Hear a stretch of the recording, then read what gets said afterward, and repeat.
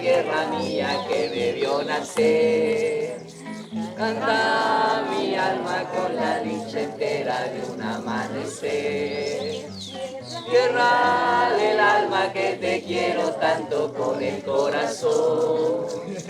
Es el alma del Huila, tierra de provisión. Es mi tierra para bien, cruza un río sin igual, que da la vida entera al labrador, a su maizal, al platanal. Es el Huila mi sentir, doy mi vida por volver a mi tierra querida, cantarle con placer. Un saludo de armonía y equilibrio para cada uno de sus corazones. Mi nombre es Daisy Joana Campo, yo soy indígena Nasa, del resguardo Nasa de Potrerito, del municipio de La Plata, vecinos. Feliz de estar en este espacio, gracias a Lina y a Laura por invitarnos a este espacio. Bueno, estamos aquí para compartir experiencias, para tejer y nada, muy feliz de estar aquí conociendo pueblos mágicos. Bye bye. Gracias. Agradezco a Camila, a la universidad por permitirme estar acá con ustedes en este caminar. Como maestra que vengo caminando desde los años 80 y que mi primera escuela de aprendizaje fueron los pueblos indígenas Inga, Huitoto y Corecoaje en la Amazonía colombiana, y que como negra e indígena que soy, porque mi bisabuelo era un indígena Aguá, entonces ustedes van a encontrar en mí esa mezcla de campesina, de india y de negra en la construcción por los diferentes territorios, que he pasado por 7 entidades territoriales del país en ese nuevo nomadismo social de seguridad. Vamos a enumerarlos de 1 a 4, porque vamos a salirnos por diferentes puntos para llegar a algunos escenarios. Entonces, 1, 2, la bienvenida también al profesor de un colectivo pedagógico a nivel del Huila muy potente que nos visita, maestro. Muchas gracias. 2, Sí, sí, está bien. 3, 4, listo, ya arrancamos otra vez con 1, 2.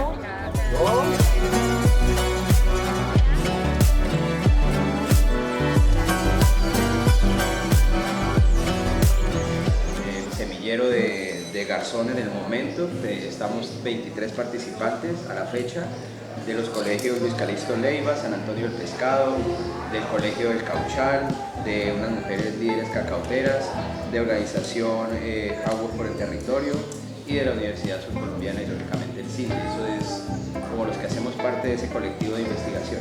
¿Qué estamos investigando en el momento?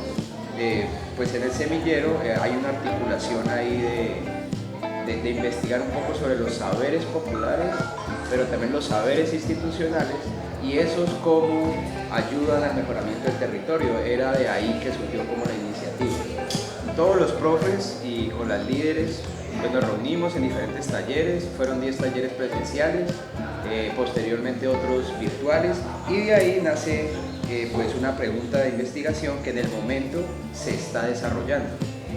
Que yo me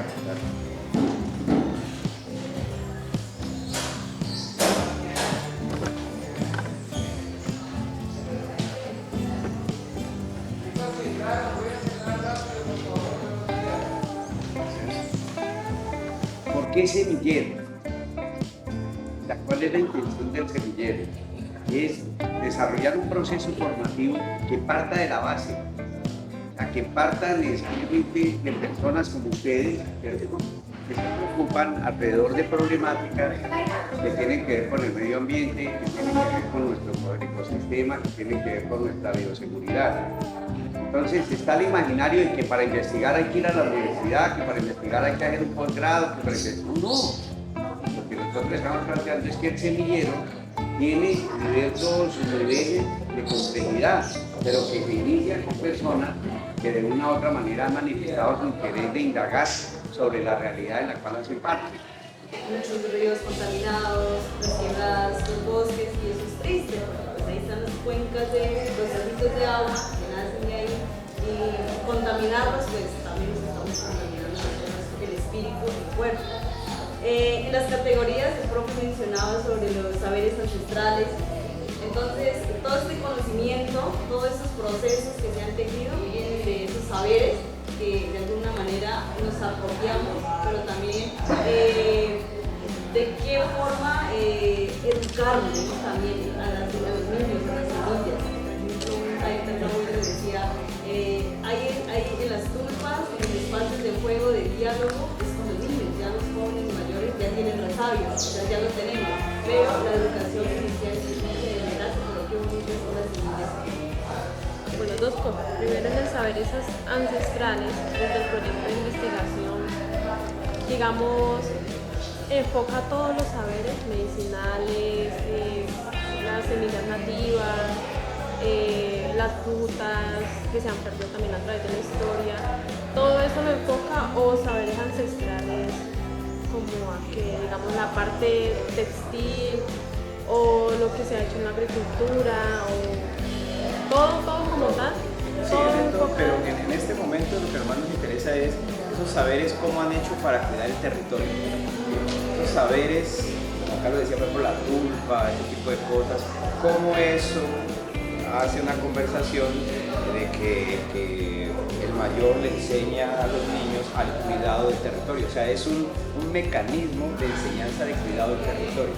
En este momento es eso, estamos buscando esos saberes que dan pie a cuidar el territorio.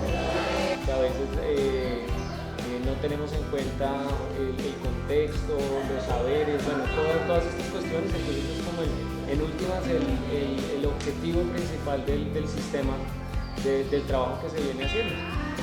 Y estamos hablando del territorio del municipio de Garzón. Llevamos ya como 3 años trabajando con el tema de las aves, pero pues siempre hay que replantearse y reflexionar sobre lo que ha funcionado, sobre lo que no. Yo creo que el tema de las aves sí nos ha funcionado muchísimo, pero también encontramos en el aula mucho interés por los insectos, por la entomología, o sea, hay mucha curiosidad también. Entonces, pues incluso ahí van a encontrar 1 o 2 cuentos de chicos que no les interesan mucho las aves, pero que escogieron insectos que han observado en el colegio.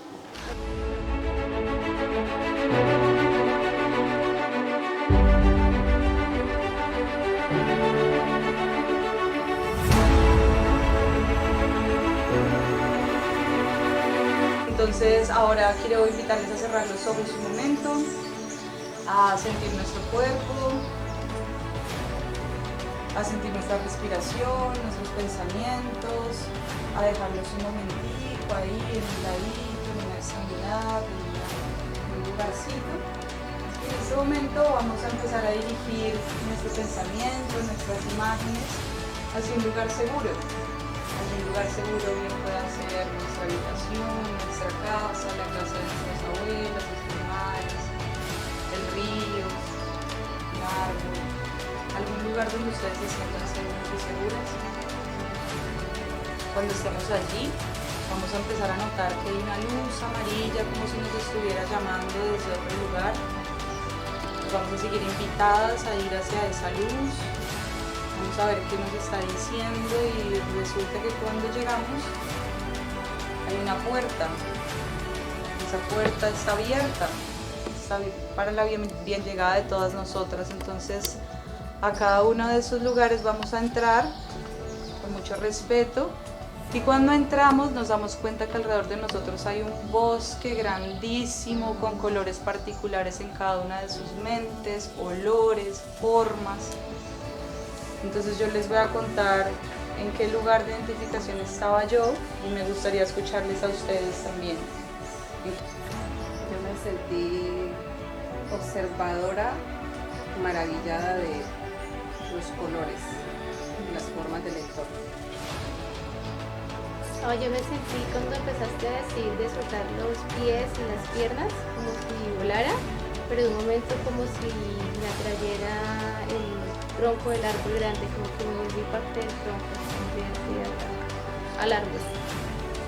Me sentí una paz entre medio y así, más que lleno de colores. Yo me sentí como una hierba pues pequeña, de esas que miras, pero que al final no sabes si puede ser un gran árbol o se va a quedar en un arbusto, una hierba, pero que existe una inmensidad de posibilidades.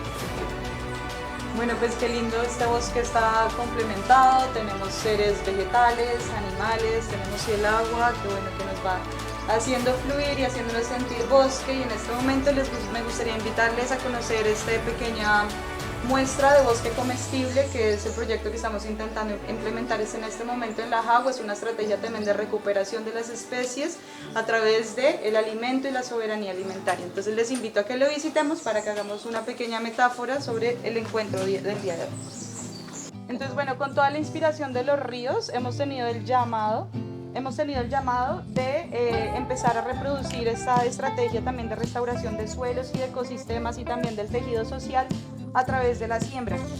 Entonces, ¿qué sucede aquí? Aquí tenemos plántulas, que son estos árboles que ya se empiezan a ver como el achiote, el totumo. Tenemos semillas como las de los frijoles y el maíz, y tenemos esquejes que son de leguminosas. Entonces aquí cada una cumple una función. Los árboles van a estar cubiertos en los suelos por las semillas que han crecido y que están a un nivel más bajo que ellas, y las leguminosas van a empezar a generar una cobertura en el suelo que sirve de alimento y de protección y de humedad, de colchón para el resto de especies.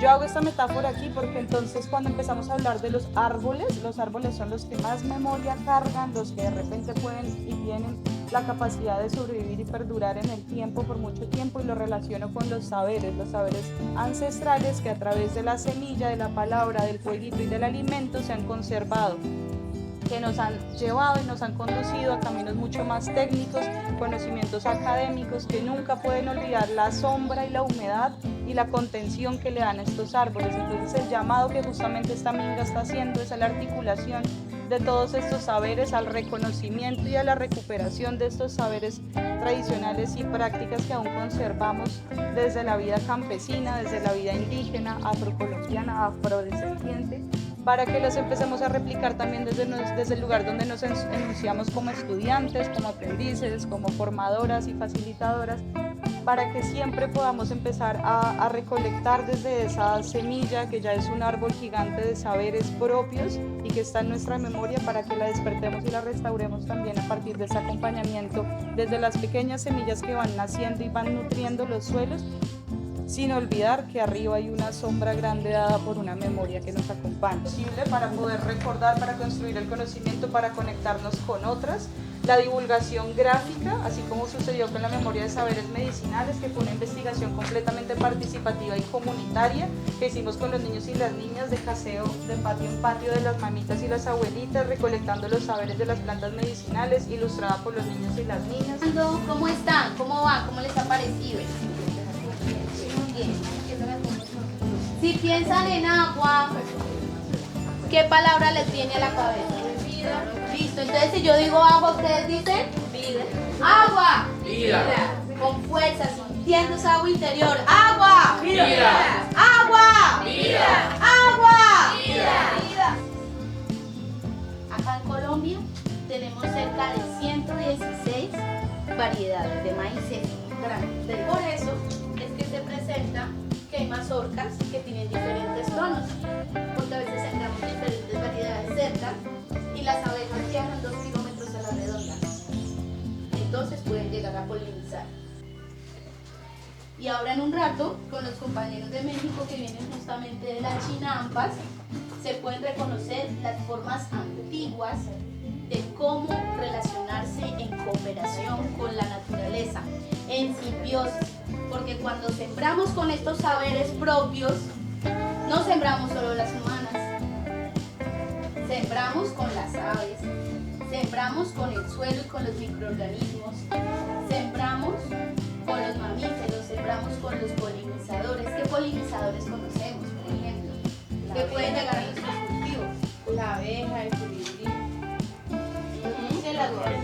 los murciélagos, el abejorro. Hay también lagartos que son polinizadores, ¿no?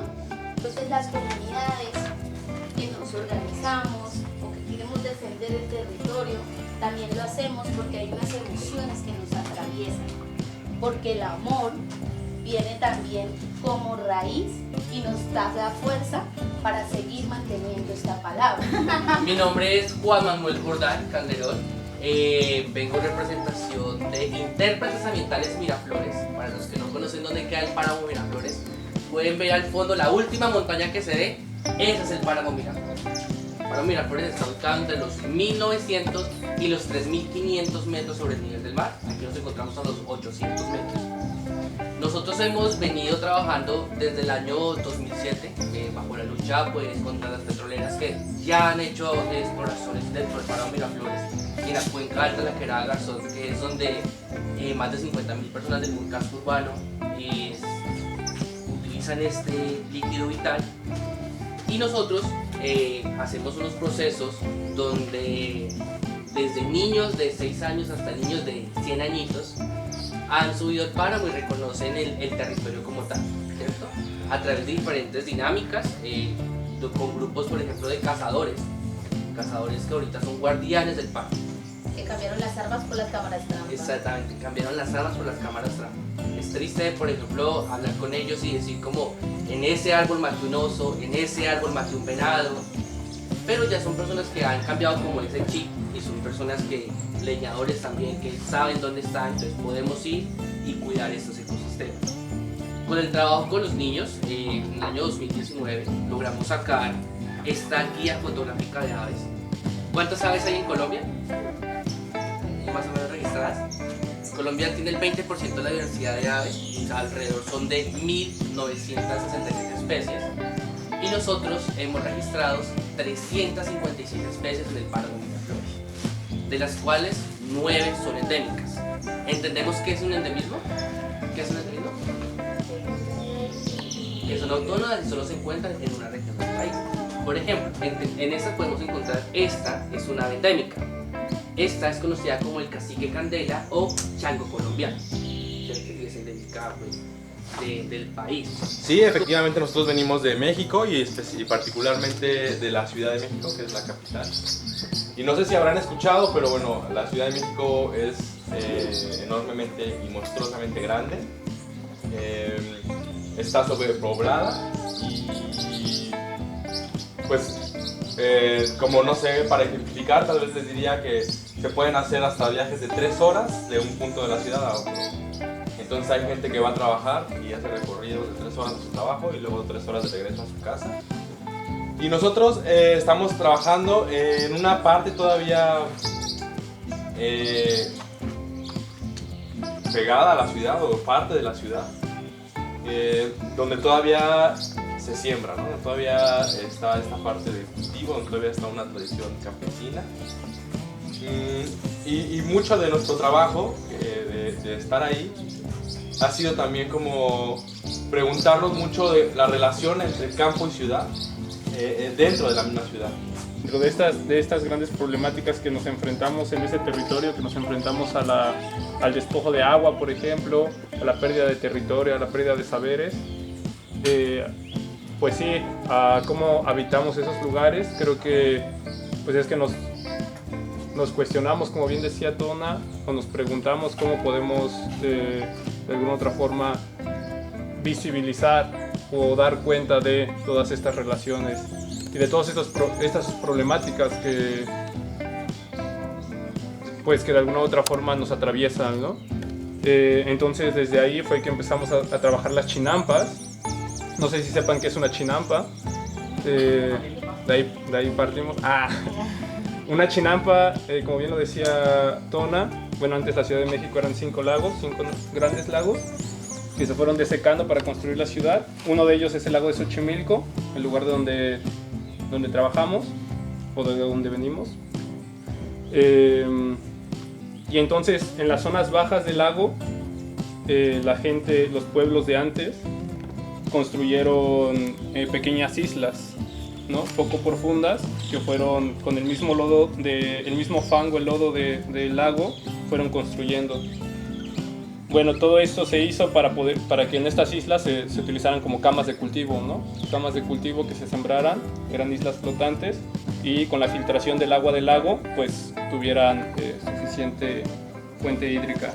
Ahí en la chinampa nos organizamos para hacer tequios, que son como las mingas, y trabajar pues la tierra, ¿no? Ya sea remover, ya sea sembrar, hacer almárcigo. Eso es algo muy interesante porque, pero ¿cómo explicaría rápidamente el almárcigo? Ponemos a germinar las semillas en una cama de lodo, ajá, que sacamos de los canales de las chinampas, ¿no? Tenemos aquí un altar simbólico. Este altar simbólico tiene que ver con un llamado que vengo haciendo de manera categórica y muy enfática como pueblo originario frente a la espiritualidad que se sacó de la escuela. La escuela, con el ánimo de respetar la diversidad, digamos, de religiones, gustos. Entonces se dijo que para no atentar contra las creencias religiosas, se sacó de la escuela la espiritualidad, o la religiosidad, o la religión, o el saber de que existe algo o alguien sobrenatural o superior que guía nuestras vidas. Y eso nos tiene ahora en una crisis mental, emocional y afectiva que no se sabe cómo resolver. Y entonces se empieza a resolver llevándote y amontonando una cantidad de maestros o estudiantes y a través de un psicólogo o un psiquiatra resolver eso. El mejor psicólogo y el mejor psiquiatra es uno mismo cuando entra la profundidad de estos conceptos. Porque la mejor vacuna contra todos los males se llama el amor propio.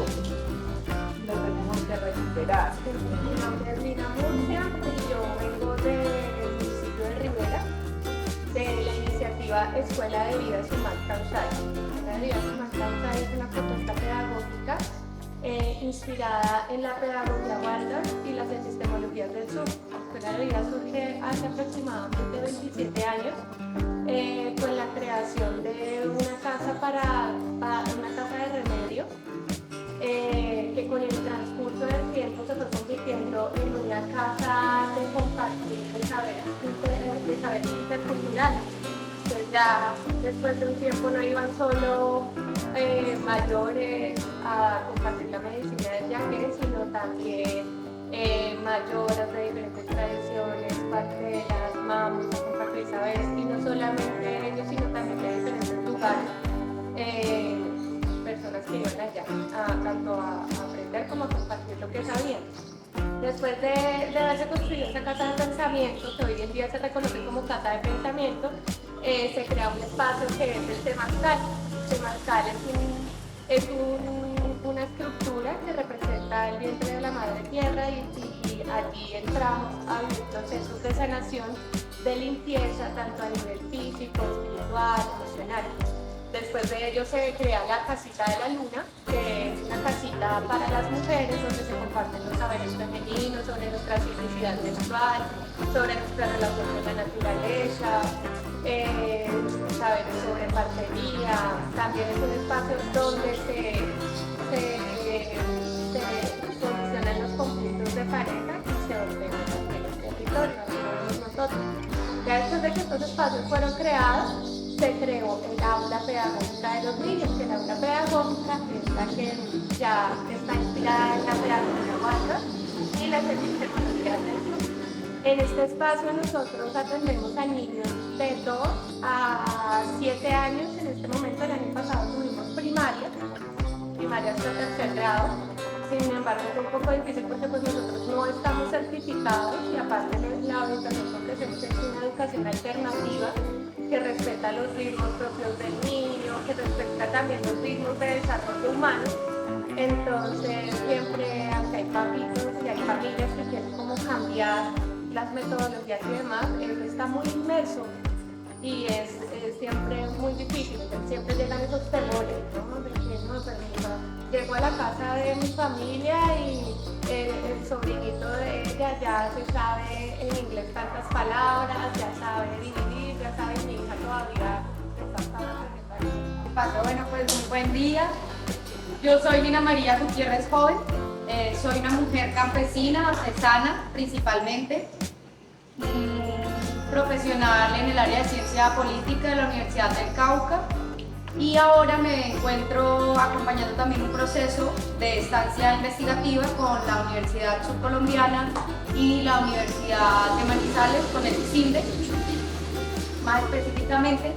Y lo que les voy a mostrar hoy es un resumen del trabajo que hemos venido realizando con el profesor Néstor, que es mi director de trabajo de grado, y pues hemos decidido hacer una sistematización de mi experiencia como mujer campesina, pero que también recoge procesos, ¿sí?, que han sido alrededor del cacao y de las mujeres campesinas. Ese proceso de sistematización lo he denominado la memoria de una ancestra, la recuperación de la memoria de la mujer campesina para el cuidado de la vida en el territorio. Y tiene más o menos tiene tres categorías específicamente. La primera categoría o el primer paso tiene que ver con la mujer campesina, que responde al quién, ¿sí? Con quién es que yo voy a trabajar o quién es que yo voy a investigar. Entonces tiene que ver con la mujer campesina, el cuerpo y el rol de la mujer rural, que está dividido, digamos, en dos partes. Tiene que ver uno con el cuerpo, que lo va a hablar Silvia Federici, y ella es una autora latinoamericana que también, digamos, es una apuesta dentro de esta investigación, apoyarme desde las visiones de las mujeres latinoamericanas, ¿sí?, que también académicas que se han dado una lucha muy grande por escribir sobre sus realidades, y esta mujer es una de ellas. Ella tiene un libro que se llama Calibán y la bruja, y allí explica muy bien toda la creación, digamos, del imaginario de la bruja, y cómo con este imaginario pues nos han dominado por muchísimo, dominado, exterminado, todas las, ¿sí?, satanizado bajo esta figura.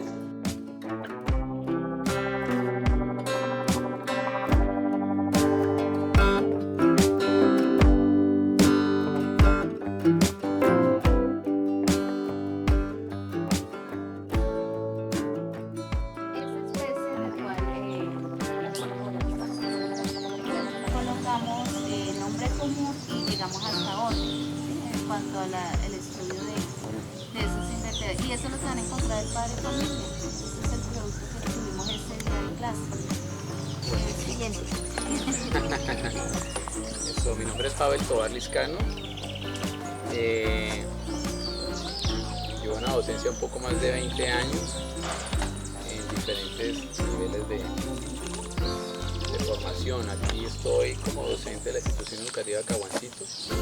Cada uno de ellos tiene en sus fincas un sendero de observación, interpretación e identificación de aves. También hemos facilitado dentro de esos intereses de intercambio dialogante una serie de puentes comunicativos, por llamarlo de cierta manera, porque es que nos dimos cuenta que, por ejemplo, los niños, a pesar de que viven en la misma casa con sus abuelos, pero no hablan. Escasamente también hablan con sus padres. Entonces, a pesar de vivir bajo el mismo techo, no hay comunicación. Entonces, es uno de los procesos que nosotros hemos también tratado de establecer dentro y forma parte de nuestra propia pedagogía. Y hemos encontrado una serie de cosas pues, que les voy a comentar aquí como para que veamos o para tratar de mostrar o evidenciar o darles a conocer unos elementos importantes que nosotros consideramos.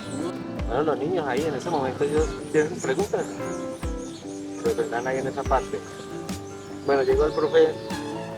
Es que desafortunadamente nosotros tenemos las cosas como está el profe, pero yo soy de Hospitalito, como les decía hace rato, y yo visitaba mucho San Agustín y encontraba personas de San Agustín, nacidas, ya señores y todo, y no conocen el parque arqueológico.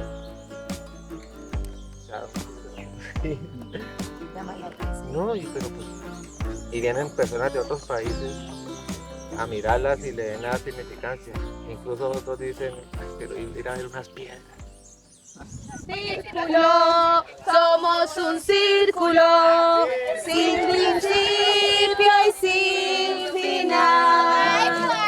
Círculo, somos un círculo. Somos